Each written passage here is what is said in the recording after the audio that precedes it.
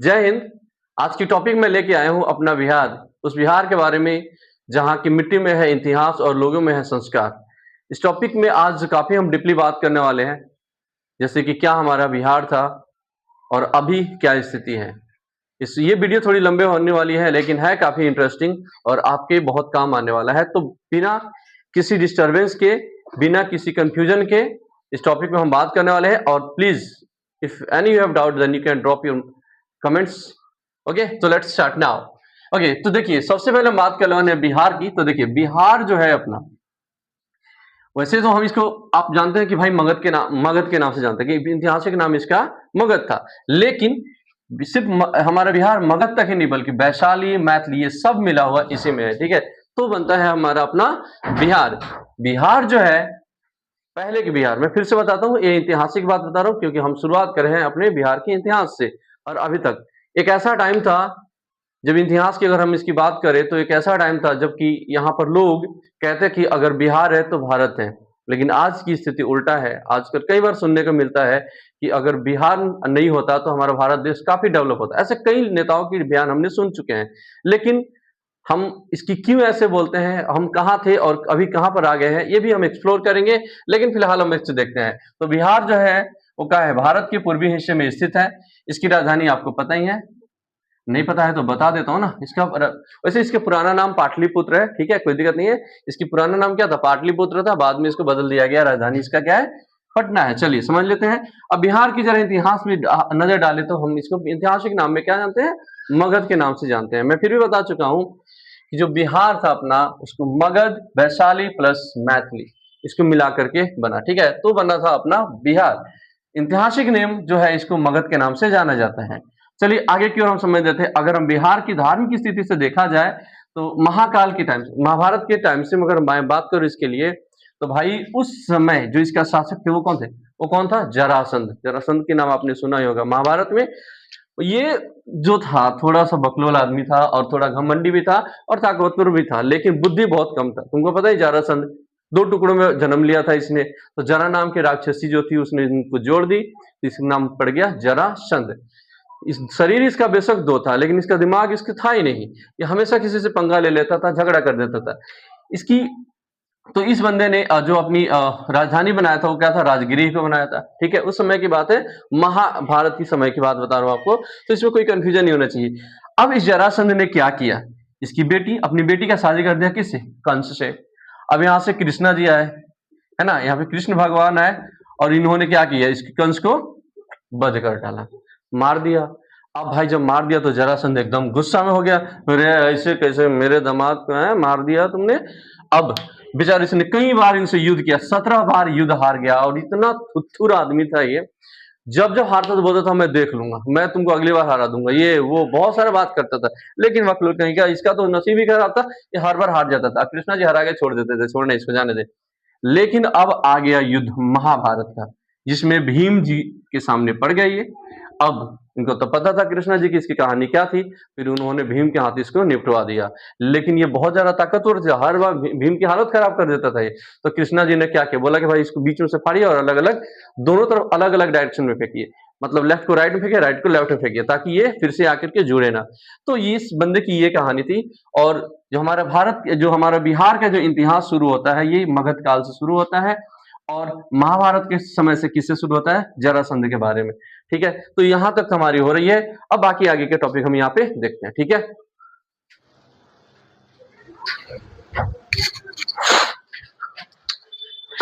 चलिए स्टार्ट करते हैं। ओके, तो चलिए जानते हैं हम अपने इस बिहार के बारे में। बाकी के कंसेप्ट जो बाकी था उसको हम आगे बढ़ाते हैं।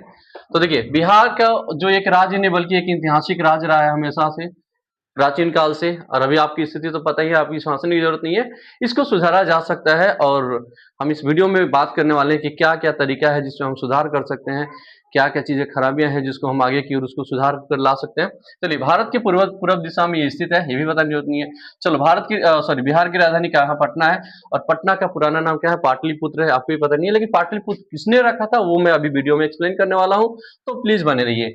आगे समझते हैं इसके बारे में। भाई अगर बिहार के इतिहास की बात किया जाए तो इसका ऐतिहासिक नाम क्या है इसका, भाई इसका ऐतिहासिक नाम है मगध। क्या नाम है इसका, मगध। चलिए, इसका पहला शासक कौन था? बिंबिसार। क्या नाम था इसका? बिंबिसार। ये बंदा जो था, इसने हर्यंक वंश का स्थापना किया था इस बंदे ने। अच्छा, और ये जो राजा जो था, ये अपने मगध अपने राज्य का विस्तार करने के लिए कई तरीके अपनाता था। जैसे शादी कर लेना, दहेज में जमीन ले लेना, युद्ध करना, जमीन ले लेना, मदद भी करता था, उसके बदले भी क्या ले लेता था? जमीन का कोई टुकड़ा ले लेता था, गांव ले लेता था, राज्य ले लेता था। ऐसे कई तरह का काम करता था। उसके बाद में मैं आपको बताऊं, शादी करने का तरीका सबसे खतरनाक थी। तो शादी कर लिया, दहेज में ले लिया। इसने शादी जो किया था, वैसे इसने शादी 4 किया था। इसमें इनकी एक पत्नी थी जिनका नाम था चेलना। ठीक है, वो चेलना को काफी लाइक करता था। क्यों लाइक करता था? क्योंकि भाई वो बहुत कम दिमाग खाती थी, बहुत कम बात करती थी। देखो, महिलाओं में भी ये कमी होती है, बहुत ज्यादा बकवास करती है, दिमाग बहुत ज्यादा खाती है। और इससे मान लीजिए हस्बैंड आए, घर के कोई है ना, मानो आए, वो मतलब पुरुष आया घर पे, आप बात कर रहे हैं, उसका दिमाग मान लीजिए टेंशन में, आप उनको पता नहीं तरह तरह के बात करते, दिमाग खराब हो जाता है। क्योंकि देखो, जब भी घर का पुरुष व्यक्ति है, हस्बैंड जब भी वो घर पे आए, तो थोड़ा अगर टेंशन है, दिमाग पर टेंशन है, तो थोड़ा अकेला छोड़ना बेटर होता है। लेकिन यहाँ पर तो वैसा बात नहीं होता, तरह तरह की बातें शुरू हो जाती है। लेकिन महिला जो होती है भाई, इनका तो अलग ही सिस्टम होता है। अगर वो टेंशन में है तो उससे बहुत सारा बात कीजिए, 4 आदमी चाहिए उसके बात करने के लिए। आप बोलिए, अरे दिन भर काम करते रहती हो तुम, ये करती हो तुम, वो करती हो, तो तुम कितना कितना काम करते हो? जितना ज्यादा बात करोगे उतना टेंशन पे कम हो जाएगा। लेकिन यहीं पर उल्टा ले लीजिए, घर के मतलब मर्द लोग को, लड़के लोग को, तो भाई इन लोग को दिक्कत हो जाता है। ज्यादा लोग नहीं चाहिए, इनको आराम चाहिए। अगर टेंशन में है तो थोड़ा सा अकेलापन जरूरी होता है इनके लिए। चलिए आगे समझते हैं। बिंबिसार।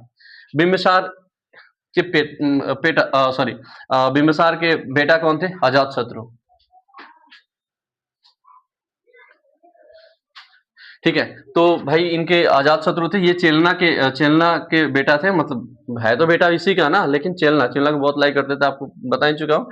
ठीक है, अब ये बंदा जो है भाई, बार बार शादी के चक्कर में पड़ रहा है। बुढ़ऊ, ये इतना साल का हो गया, अब ये बेचारा इस अपने पापा के शादी के चक्कर में ये बेचारा अब अधेड़ हो रहा है, उम्र कटा जा रहा है इसका। बोला, पापा हम तो बुढ़ा होते जा रहे हैं, आप हो कि शादी पे शादी किए जा रहे हो, अब तो छोड़ो गद्दी, मुझे राजा बनने तो हम कब बनेंगे? इसको चढ़ाया कौन होगा? सोचो कौन इसको बदला कि भाई तो इसकी थी एक प्रेमी। कौन थी? प्रेमी थी। उसने बोली, एक बात बताइए, खाली अपने पापा को ही शादी करने दोगे, राजा बनने दोगे, तुम भी तो कुछ करो। तो इसने बोला कि पापा मानेगा नहीं। फिर पापा को तलवार से गर्दन काट दिया, मतलब इसने बाप का अपना हत्या किया। तो बिंबिसार का हत्यारा कौन? अजातशत्रु, खुद का बेटा। अब इसका बेटा हुआ, इसका नाम था उदायन। किसका नाम था इसका? उदायन। उदायन ने भी क्या किया? बोला, तुमने दादाजी को मार के राजा बने, हम तुमको मार के राजा बनेंगे। और उदायन ने भी अपने अजात शत्रु की हत्या कर डाला। ठीक है, यहाँ तो कोई प्रॉब्लम नहीं है। उसके बाद फिर इसका बेटा, जिसका नाम था नाग दशक। क्या नाम था? नाग दशक। क्या नाम था? नाग दशक। लेकिन ये ससुरा बकलोल राजा निकला। इसके अंदर दिमाग ही नहीं है, उठपटांग डिसीजन ले रहा है, उठपटांग शासन कर रहा है। अब भाई बहुत गड़बड़ हुआ। ठीक है, ये पूछते रहता था, कई बार उदायन पूछते रहता, भाई तुमको शादी करना है, तुम्हारा कोई है क्या? नहीं है, बताते रहो। तो मतलब ये तो उतना टेंशन नहीं लेता था, तो भाई कोई दिक्कत नहीं हुआ। उसके बाद में लेकिन लेकिन लेकिन इसका सेना नायक कौन? सेना नायक कौन था भाई? सेना नायक था शिशुनाग। क्या नाम था? शिशुनाग, जिसने शिशुनाग वंश का स्थापना किया था। लेकिन कैसे किया? बैठे थे मीटिंग में, ये एकदम खूनिया गया था, गुस्सा आ गया था, बहुत बेकार आदमी है ये शासन वोसन ढंग से चला नहीं रहा है, ऐसे बकवास करते करते गर्दन उड़ा दिया। बोला, हट, बहुत बकवास करते रहता है, तो जब देखो तो ढंग से शासन नहीं कर रहा है। उसके बाद में बोला, भाई हम राजा हैं, किसी को नो दिक्कत है रे? अरे नहीं, कोई दिक्कत नहीं। तो बोला, अभी जेल में डाल देंगे। तो ये यहाँ पर क्या हुआ? राजा बन गया। उसके बाद में फिर इसी तरह से बिहार हमारे मगध में क्या हुआ? धीरे धीरे शासकों का एक लाइन बनी, जिसको मैं एक्सप्लेन कर रहा हूँ, बता रहा हूँ। लेकिन मेरा मेन मकसद है कि हमारे बिहार का इतिहास क्या था। लेकिन यहाँ पर थोड़ा सा टॉपिक लूंगा कि भाई कितने शासक हुए, कौन कौन हुए थे। ठीक है, तो चले समझते हैं। तो इसके बाद में शिशुनाग वंश के बाद में नंदवंश, जिसमें उसके अंदर मौर्य वंश में जिसमें चंद्रगुप्त मौर्य, बिंदुसार, सम्राट अशोक, दशरथ, संप्रति, ये सभी लोग क्या थे? मौर्य वंश के शासक थे, इन्होंने किया था।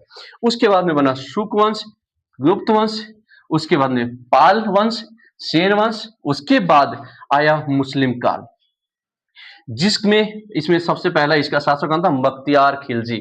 बख्तियार खिलजी बहुत खतरनाक आदमी था ये, लेकिन ये यहाँ पर राज किया, इसने शासन चलाया था मुस्लिम काल में। उसके बाद फिर आया कौन सा? मुगल काल।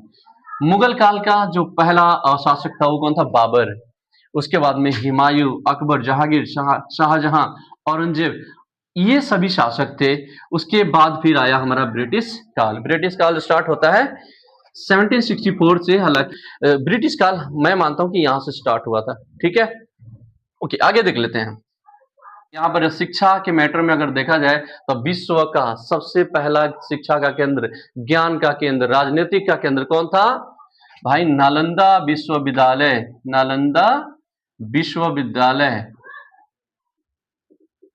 चलिए, उसके बाद में और भी था भाई, क्या नाम था उसका? विक्रमशिला। समझ में आ रहा है? विक्रमशिला विश्वविद्यालय। ठीक है, लेकिन इसको मैं बता दूं आपको 12वीं सदी में, कौन से 12वीं सदी में, 12वीं सदी में इसको अंग्रेजों सॉरी आक्रमणकारियों ने, है ना, बहुत सारे लोग, इनके बारे में भी आप लोगों को बताऊंगा, latest video I will update. But 12वीं सदी में इसको क्या किया? इसको नष्ट कर दिया गया, इन दोनों को, ताकि हमारा इतिहास को दबाया जा सके। लेकिन वो कहते हैं ना, इतिहास को आप जब तब तक दबा सकते हैं जब तक लोगों को पता नहीं चले। जिस दिन पता चल जाता है, लोग जागरूक हो जाते हैं, उस दिन उस इतिहास को वो बाहर निकालते हैं। और धीरे धीरे हमारे बिहार में डेवलपमेंट की स्टार्टअप हो रही है और होएगी भी। मुझे इस उम्मीद है कि लगभग आने वाले 20 से 25 साल में कोई ये कभी नहीं कहेगा कि मतलब, लेकिन इसके लिए एक जरूरी है, आप लोग मेरा हिंट समझ लेना, बदलाव आना बहुत जरूरी है। मैं किसी राजनीतिक या किसी पार्टी की बात नहीं कर रहा हूं, लेकिन बदलाव आना जरूरी है। जब तक नहीं बदलेंगे तब तक बात नहीं बनने वाला है। ठीक है, आगे हम बढ़ते हैं। ओके, उसके बाद में यहीं की अगर मैं बात करूं हमारे बिहार की, तो देखिए यहीं पर महावीर, छोड़िए महावीर की बात, पहले हम देखते हैं किसके बारे में। वैसे महावीर का जन्म यहीं पे हुई थी। उसके बाद में बात करूं किसके, महात्मा बुद्ध। बुद्ध को अगर मैं बताऊं, महात्मा बुद्ध जी को ज्ञान की प्राप्ति कहां पर हुई थी? ज्ञान की प्राप्ति इनको यहीं पर हुई थी। कहां पर हुई थी भाई? बोध गया में। कहां पर हुई थी? बोध गया में। ठीक है, वहीं पर उनको ज्ञान की प्राप्ति हुई थी। हालांकि इनका जन्म नेपाल में हुआ था।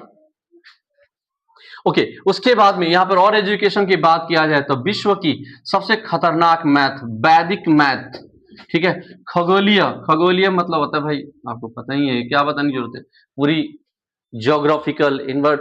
यहां से अगर स्टार की बात करना, चंद्रमा, ये सारी चीजों का स्टडी यहीं से। शास्त्री, धर्मशास्त्र की ज्ञान, है ना, धर्मशास्त्र की बात किया जाए तो उसके बारे में भी यहीं पे, मतलब जितने भी आप ले लो, साइंटिस्ट हो, खगोलीय शास्त्री हो, धर्मशास्त्री हो, इन सभी चीज का, डॉक्टरी की बात की, चिकित्सक की बात, डॉक्टरी की बात किया जाए, यहाँ पर दुनिया की सबसे बेस्ट एजुकेशन हमारे बिहार में होता है। तो भाई इस चीज को लेकर अगर मैं ये बोलूं कि विश्व का गुरु अगर बिहार है तो आपको कोई दिक्कत है, कोई आपत्ति है? लेकिन था, मैं बार बार बोल रहा हूं, था, अभी है नहीं।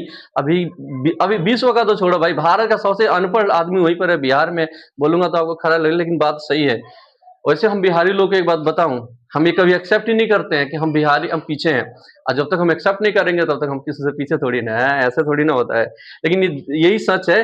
लेकिन आपको बताऊं, जब ये चीजें हमारे यहाँ थी तो यहाँ पर चीन, जो अपने आप को बहुत तेज मानता है, स्पेन, ब्रिटिश, अमेरिका, जापान, ये सब लोग पढ़ने के लिए यहाँ पे आते थे कि हमको पढ़ा दीजिए, और यहाँ पर आकर के अपनी तरह तरह के एजुकेशन कंप्लीट करते थे। ठीक है, ओके, उसके बाद में तो ये सारी बात रह गई। लेकिन कहने का मतलब है, अभी मैं बोलता हूँ कि बिहार में बदलाव का बहुत जरूरत है, और वो हम सबको मिलकर करना ही होगा, हमें आवाज उठाना होगा। अभी और भी वीडियो बनाने वाला हूँ, अभी फिलहाल इतना ही, बाकी के वीडियो नेक्स्ट पार्ट में। ओके, जय हिंद।